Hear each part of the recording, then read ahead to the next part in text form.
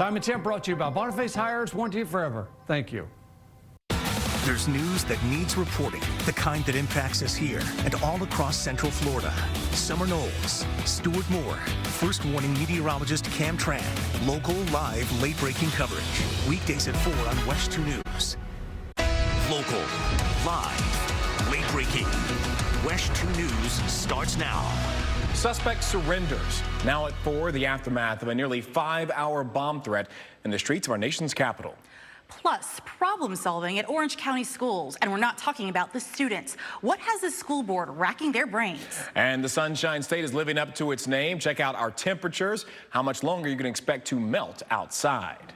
But first at 4, parents are battling with the governor and education commissioner in court over masks for students in schools. Their attorneys have been debating this all afternoon in front of a judge. The parents are seeking an emergency injunction so that the state can't ban school districts from making masks mandatory. WESH 2's political reporter Greg Fox is live outside of a Maitland Elementary School. And Greg, break down the arguments here for us. Well, the governor and the education commissioner believe that they are the sole and only authorities to be able to keep kids safe and secure on campuses like Lake Sibelia Elementary in Maitland. But the parents argue if you're not making kids wear masks, you're putting all of them at risk. The suspect in today's Washington, D.C. bomb threat has surrendered to police. Officers say the man claimed that he had a bomb near the Library of Congress. As NBC's Alice Barr reports, the situation went on for hours. Turning now to our first warning weather with meteorologist Cam Tran. Cam, once again, it's dangerously hot outside. How hot are we talking? We were talking about temperatures right now in the low 90s across the area, but we did hit mid-90s across some spots. In fact, as we take a look at those feel-like temperatures this afternoon, once you factor in the humidity, this is what it feels like when you step outside. It feels like 100 in Orlando, 103 in Kissimmee, and 106 in the Villages. That's why we do have that heat advisory in effect till 7 o'clock this evening for parts of Central Florida and because of those high heat indexes. As we continue throughout the night, we'll start to see those temperatures drop. A lot of sunshine across the area and dry conditions really allowed those temperatures to skyrocket this afternoon. In fact, as we take a look at first warning radar right now, not showing any shower activity over East Central Florida at all. However, I am expecting that to change, especially as we go into around the 6 to 7 o'clock hour. We could see a few showers mostly west of Orlando, particularly along the I-75 corridor. A few showers could linger around 9 o'clock tonight, mostly west of the city. And then as we go into the overnight hours, clouds will decrease as we go into your Friday morning. Speaking of Friday morning, I'll look at the weekend forecast and how long these summer-like temperatures are going to stick around. The 3 major South Florida school districts are defying Governor Ron DeSantis' executive order on banning masks. A mask will be required this school year. That goes for Broward, Miami-Dade, and Palm Beach County Public Schools. The mandates are both for students and teachers. It's possible DeSantis and the Department of Education will penalize district leaders on their decision and withhold their pay. If that happens, the Biden administration says they will interfere. The state is already investigating 2 counties for going against Florida rules, Broward and Alachua.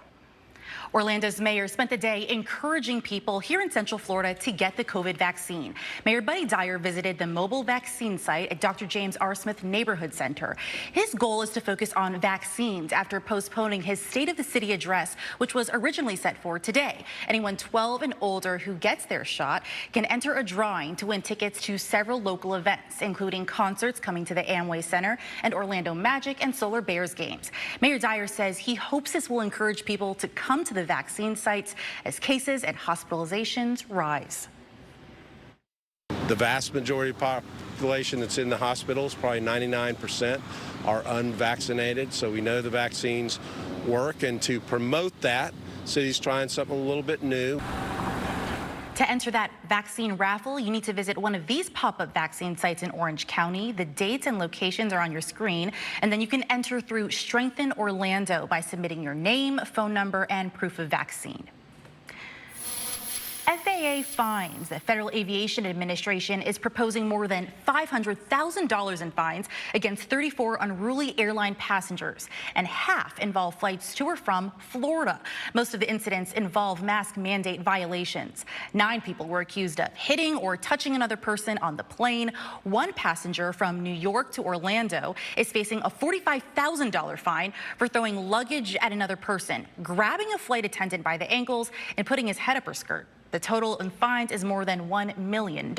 The Orange County deputy who passed away from the coronavirus complications will be laid to rest tomorrow. 54-year-old Deputy First Class Craig Sejos died on August 5th. His funeral is in Orlando, but he will be buried at Mount Peace Cemetery in St. Cloud at 2 o'clock in the afternoon. Anyone traveling in the area tomorrow should plan extra time for traffic. Sheriff John Mina said that he and his deputies will always be grateful for his service and that Sejos will never be forgotten. The city of Winter Park honored healthcare workers with a parade.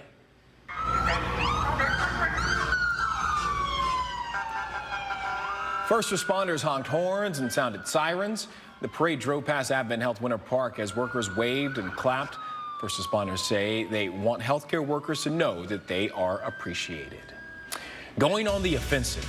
The calls tonight from some local school board members as they try to flatten the spike in COVID cases and why it could include legal action. Plus, scrambling for school bus drivers, how some districts are trying to fill the void as the new academic year gets underway. Exhausted, tired, burned out as hospitals are overwhelmed with COVID patients. One local facility is using game-changing technology to ensure patients get the care they need. Closed captioning is sponsored by Rubenstein Law. Injured, call 1-800-FL-LEGAL. Everyone's got so much happening in the morning. From getting your coffee going, to getting your kids out the door, or just getting caught up with the world. Jason and I are here with all of the breaking news. Kellyanne's got your forecast that won't leave you guessing, and Jacqueline's keeping an eye on all the roads. I want to help get your day started on a positive note. So come join us. I'm Meredith, and this is WESH 2 News Sunrise. Weekdays starting at 4:30 a.m. Let's get this day started together. The early vaccination push in the United States may have prevented more than 100,000 COVID-19 deaths. Researchers created models that estimated the number of deaths that would have happened had there not been any vaccinations. Numbers show the average state experienced 5 fewer deaths per 10,000 adult residents by the second week of May. That comes out to be nearly 140,000 deaths and 3 million cases that were prevented as a result of the vaccinations. As hospitals deal with staffing shortages nationwide because of COVID, one local hospital is using a unique approach to help. The hospital is using a robot to help patients and staff with their stress in the ICU. As WESH 2's Megan Mulatto reports, the robot is able to assess and diagnose patients, helping them get treated faster. Toys R Us is getting another lease on life thanks to Macy's. The department store is partnering with the toy store chain to sell toys online. Now, on top of that, 400 shops will be opening at department stores this year. This is the second attempt to revitalize the Toys R Us brand since it closed all of its U.S. stores back in 2018. 2 standalone locations also opened in New Jersey and Texas in 2019, but then, of course, later closed due to COVID-19. And from wildfires to severe flooding, coast to coast, communities are reeling from severe weather. Remnants of Tropical Storm Fred led to historic floods. Right now, the search is on for dozens missing in North Carolina. Raging waters also knocked out cell phone service, damaged homes, roads, and bridges. Heavy rains and flash flood warnings are now slamming the Northeast, and tornadoes left a mess of debris in South Carolina and Georgia. Came straight down, twisted up a bunch of trees, went straight back up and left. Out west, 31,000 people in California are now under evacuation orders as crews continue to fight raging wildfires. We're going to talk about the weather here at home in just a moment. But Cam, look who we get to welcome today. Marley is on the desk with us this afternoon. Yes, welcome, Marley. So happy to be here. So happy to be here. Marley, you came to us from our California station. Yes, from Sacramento, where all those wildfires are. Now I traded that in for humidity and hurricanes, apparently. Well, we got a lot of that that's happening right now. Let's go check in with our forecast. Hey, Cam, how are we looking outside? Yeah, the perk of being inside, you get to be the AC. Welcome, Marley. And as we take a look at first warning radar, it is dry out this afternoon. Not picking up any moisture across east central Florida at all. As we zoom in a little closer on the visible satellite, it's so dry out. Take a look at that extended weather forecast. We are going to keep that summer scorcher heat all the way until next week. Highs in the mid-90s, but we will feel more like the low triple digits into early next week. Notice as we go into around Tuesday, Wednesday, we drop the temperatures just a tad to more seasonal temperatures. We should be in the low 90s for this time of year, and that's what we'll hit as we go into Tuesday and Wednesday of next week. Coming up in the next half hour, I'll talk about the tropics, the 2 systems we're keeping an eye on, and why the East Coast needs to still keep a close eye on one of them. That's coming up at 4:30. Cam, thank you. Still ahead, what the school officer fired after the Parkland shooting had to say for himself in court. Plus, our largest local school district is battling a record number of COVID cases, what board leaders think may slow down the spread. But first, how do you repay this? You know, I thought about it over and over again. The incredible show of support from a community to lift up a man during the lowest time of his life.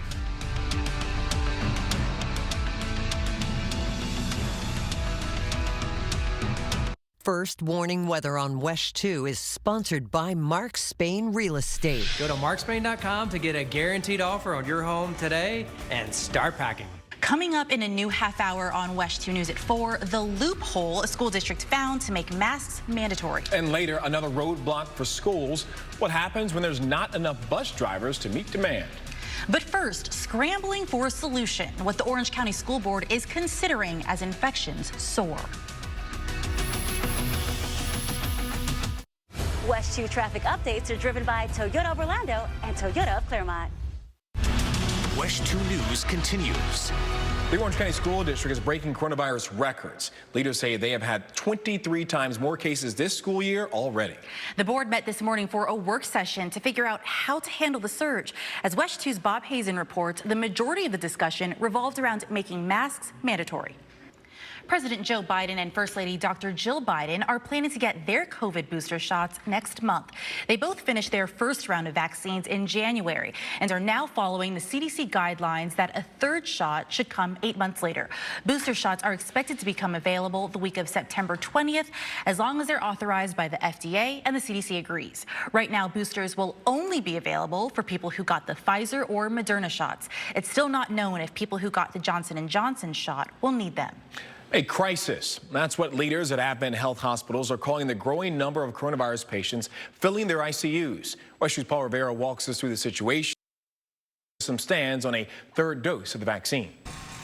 A small Texas school district found a loophole to Governor Greg Abbott's executive order banning mask mandates. They made masks part of their dress code. The district says the governor's order can't stop them from dictating what students must wear. The argument will likely head to court, but for now, masks are required. Don't forget, you can stay on top of all the day's coronavirus headlines with the WESH 2 mobile app. It's free to download for your phone or tablet. Turn on your notifications, and if you want breaking news alerts. New at 4, a drug house has been shut down by Flagler County deputies. Yesterday, the sheriff's office served a narcotics search warrant at Wedgwood Lane in Palm Coast after an undercover operation. Once inside, we're told they found fentanyl and oxycodone. 2 adults were arrested on multiple drug-related charges. Turning to the chaos in Kabul, where large Taliban convoys are rolling through the streets. The situation at the airport is growing more and more desperate by the day, while countries are still scrambling to evacuate the fleeing citizens. As Isabel Rosales reports, thousands are being airlifted every day. A possible first date gone wrong that was broadcast across the nation. We've got the hilarious video. Plus, move-in day madness, how the largest university in the nation is handling a new class of students and trying to keep COVID out of the dorms. But first, a child might be on a bus run that was supposed to be 30 minutes, might now be 50 minutes. Short-handed behind the wheel, the nationwide bus driver shortage is causing a lot of speed bumps this school year. How districts are trying to lure in employees. Next.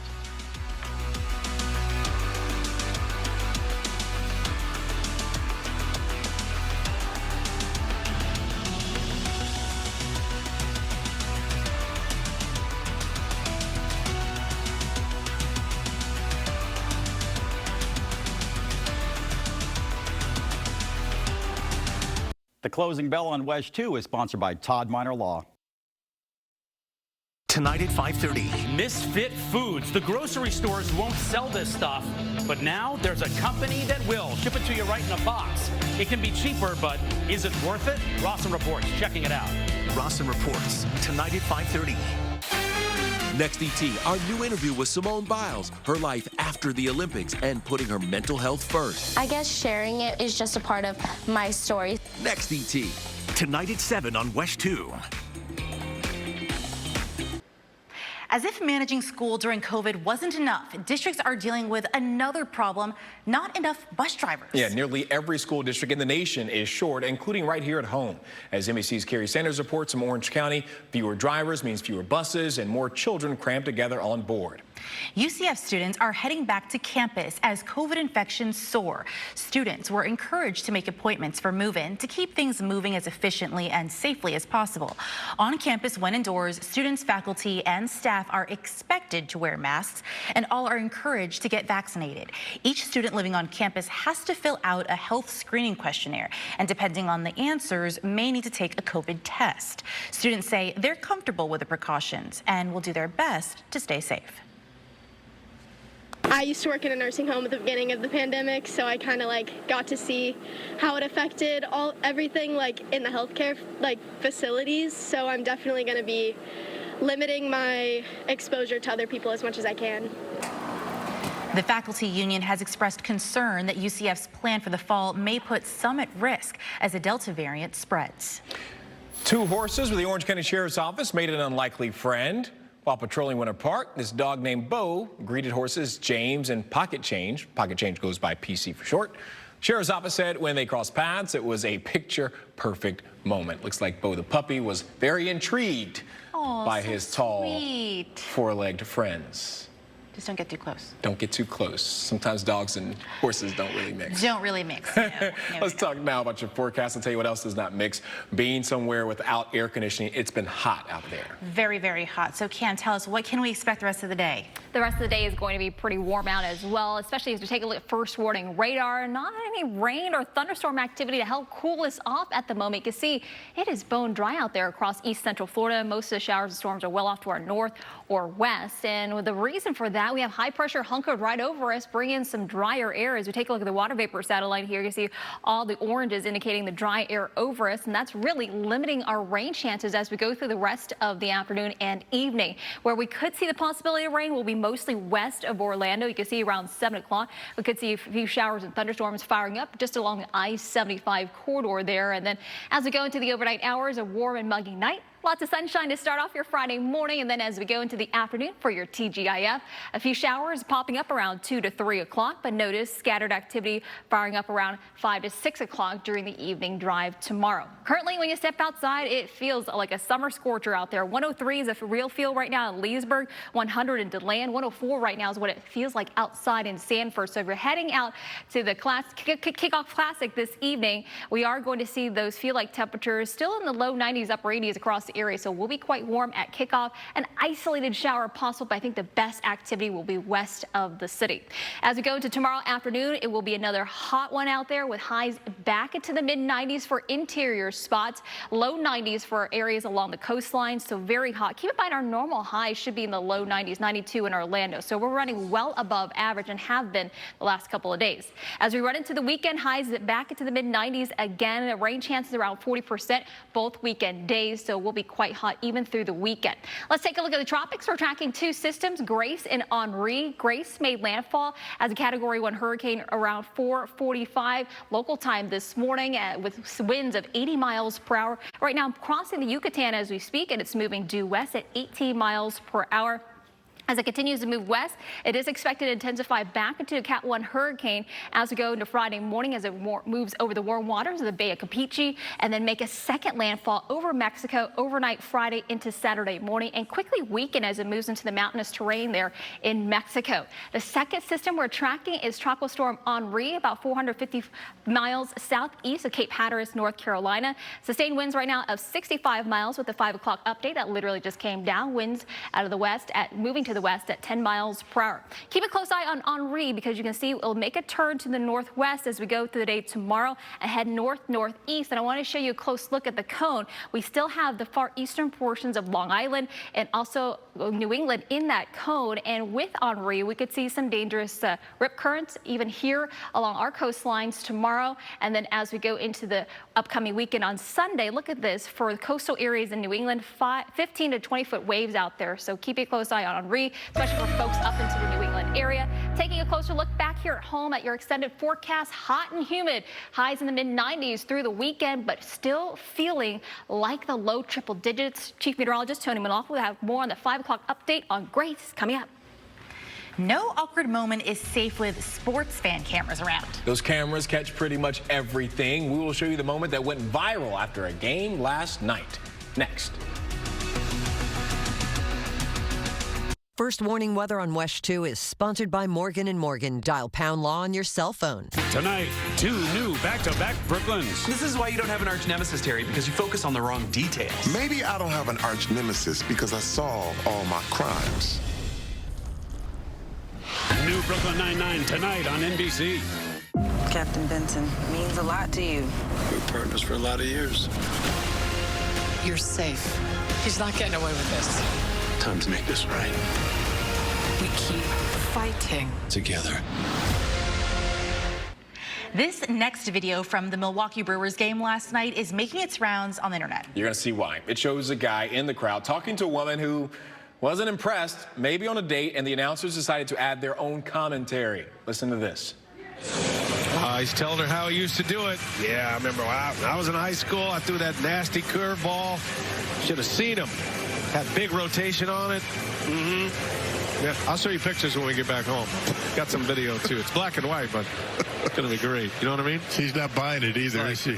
No. Please stop talking. You know what? Please stop talking. Really? Yeah, I mean, I was great. You should have said I could have gone pro, but had an argument with a coach, and we didn't quite see eye to eye. Yeah, that trick elbow got me. He didn't like that I wore my hat backwards. That Tommy John's elbow, that's what happened to him. He's literally describing, looks like with his fingers, how he would hold a ball a different way to pitch it. But, you know, maybe they're just, like, friends. Or maybe that's his sister. And Don't take the fun out of this, Marlo. And they're just hanging out. You know, you got to give him the benefit of the doubt. Someone's got to come to this guy's defense. Let's just pick on him while we can. Here's what's coming up on WESH 2 News at 5. A battle at the state capitol as parents push back against the governor's ban on masks in schools. We're live with where the legal debate stands. First Warning Weather on WESH 2 is sponsored by Morgan & Morgan. Dial pound law on your cell phone.